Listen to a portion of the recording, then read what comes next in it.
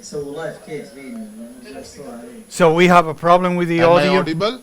Yes, now we can hear you. Yes. Okay. So I have got an opportunity to have a Professor Manuelo who is going to help me, and Sister Deepa is with me.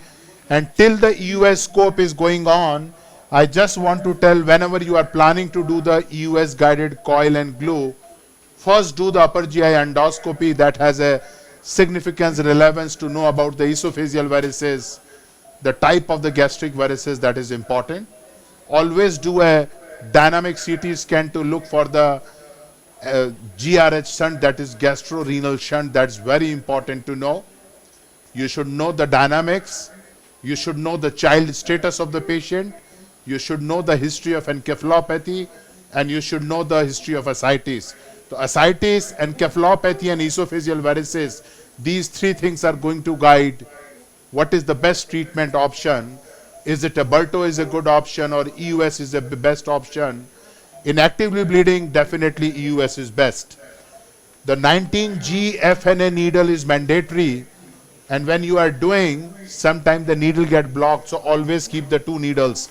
That's important. You should always have a Nestor coil of different size.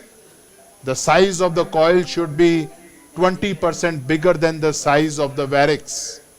1 centimeter varix, you choose 12 millimeter. 18 millimeter, you take 20 millimeter. So 1.2 times larger than the size of the varix. Number third, you should always have 5% dextrose. Avoid normal saline because it improves the polymerization time. So that is the reason you use the 5% dextrose or the distilled water, and always keep 4 to 5% dextrose filling. And this is important, which I would like to say. This is a N-butyl cyanoacrylate glue, which has a polymerization time of 4 seconds. EUS needle is long, and if you are a technician and you are not coordinated, most of the time the needle get blocked.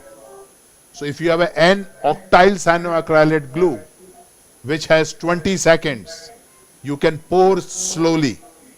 In my practice, when I use N-butyl, I mix with the lipid oil. But today, Deepa sister has done many cases, so we are not going to dilute with the lipid oil.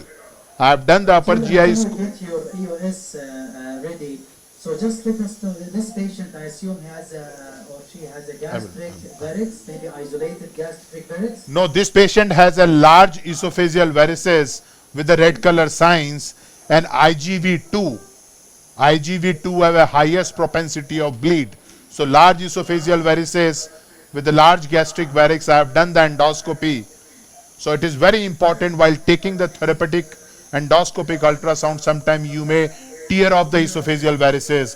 So you should be very careful while taking the scope down. That's number one. Injection of the glue can be done esophageal or the gastric. If the large esophageal varices is there, then try to avoid the transesophageal route. Try to use the transgastric route. And the other question from history, is it now a primary prophylaxis or a recent bleed estimate? So now, yeah, is a very good question. So let me reply. When you talk about the primary prophylaxis, if patient has a more than 2 centimeter size of the varix, if patient has a child B and C cirrhosis, if patient has a portal hypertensive gastropathy, these patients you should do a primary prophylaxis of gastric varix. Less than 1 centimeter, no portal hypertensive gastropathy, and child A cirrhosis, you can manage with the beta blocker. In this case, there is a severe portal hypertensive gastropathy, varix is more than 2 centimeter. This is a case where the primary prophylaxis can be done and should be done before doing the bending of the esophageal varix. So I'll give you to start so we can see, and until we get the scope in, if there's any.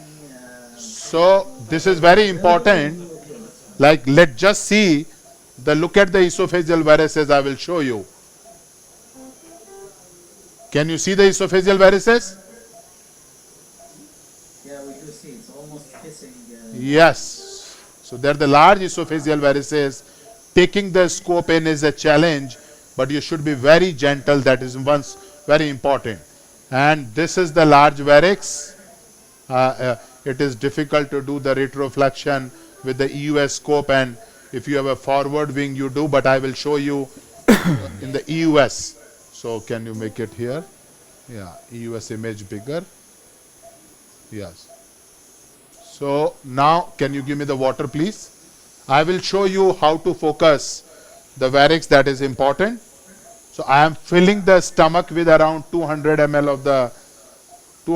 of the water, because that act as a good coupling media and avoid the esophageal gastric mucosal fold to confused. Can you see a large variceal bunch here? Can you appreciate? Yes, we do see it. Yeah. Now this is a very common question about, I need more, injecting into the feeder or injecting into the nidus. So is always important, you should always inject into the nidus. People has used the injection into the feeder by decreasing the number of coils and glue, but by principally first inject the coil and then inject the glue, because coil act as a scaffold, so prevent the embolization of the glue into the systemic circulation. So that is important. So now I have filled the stomach. Yes. Now I will try to focus the fundal varix. You see here? Yes. So this is the challenging case. If you see here, small multiple varix. Here it is very difficult to and you can see here with the cursor, this is the GOV1. I will show you. This is the GOV1 here. You see, this is the esophagus here. This is the esophagus going into the stomach. This is the GOV1. What about the tubular structure that we just got in the EUSU? Yeah, I will show you. Can you see where my cursor is? GOV1. And this is the fundal varix. So these are the septa which is seen in the fundal varix. And I will show you which is the inflow. Can you see here? If I put a Doppler. Now let's follow this. This is the spleen. And if I follow this, can you see here inflow? Just notice here and follow this. Follow this. And I'm doing the injection. Yeah, so I'm it's feeding- rotating it's clockwise. feeding the vessels, right? Yes, I will show you. You see here? This is the feeder vessel. Have you noticed? This is the feeder vessel. This is the feeder vessel.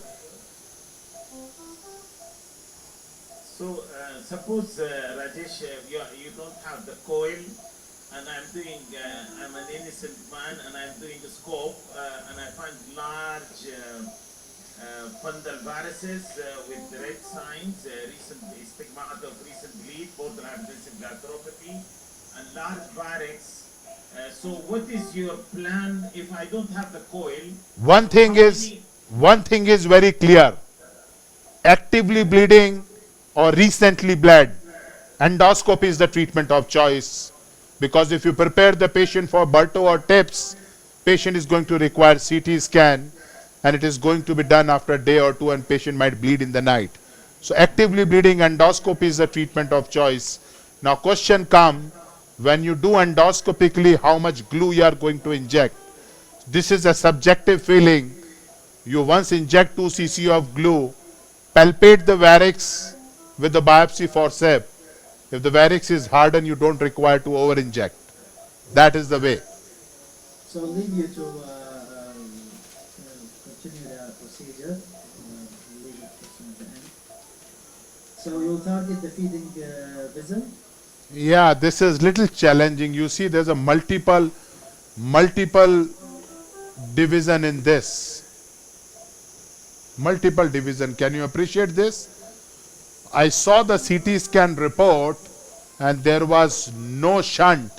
Otherwise, I would have suggested this gentleman to may go for this, but he has a esophageal varices. The TIPS may be a very good alternative in these patients. TIPS with the retrograde embolization of the gastric varix followed by, because TIPS is going to help this patient a lot, I think, rather than doing the, you see in EUS wise, there's just so much of bunch, big bunch. So in this case, you may not be able to completely obliterate. But you follow, this is the large spleen, this is the shunt, can you see here? And if I follow this shunt, this is going in. This is the point, the lowest point where the entry is. This is. I might inject here. So yeah, you mean the one at 7 o'clock? Yes, this. Now, how to confirm this is the inflow or outflow? Once I inject, and I will inject the agitated saline. If the agitated saline goes towards the varix, that indicate this is an inflow, this is not the outflow. Rajesh, what's your opinion on the transcrural approach? You don't have that big I always do transcrural if there is no large esophageal varices.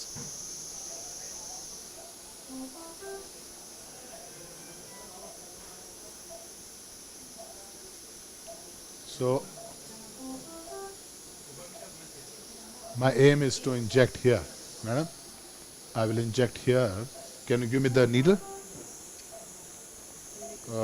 Now, I have to tell that you have to remove the stylet. Please remove the stylet. Flush with the 5% dextrose. But you should be a little quick. You keep your 5% dextrose and everything here. You keep it here. Yes. You flush with this. So if you have this case with you and he's child A and he's not bleeding, you saw very big varix, gastric and esophageal, and the candidate for TIPS, do you still do coiling? And, No. Or you go for TIPS? Is always better. I still today I feel he's a young man, no ascites. It is better to do the TIPS with the antegrade embolization of the gastric varix. TIPS will take care of the esophageal varices, and the antegrade embolization is going to take care of the gastric varix. If you ask my opinion, this is the best option for this patient, and I leave it to this because this is not the large single bunch of varix. Can you see there's a multiple like a grapes? And frankly speaking, how much I am going to benefit, I am not very sure. I have done so many cases. If the panel feel that we should avoid it, I will try to avoid it. Is, you see, this is not the good case for EUS guided coil and glue.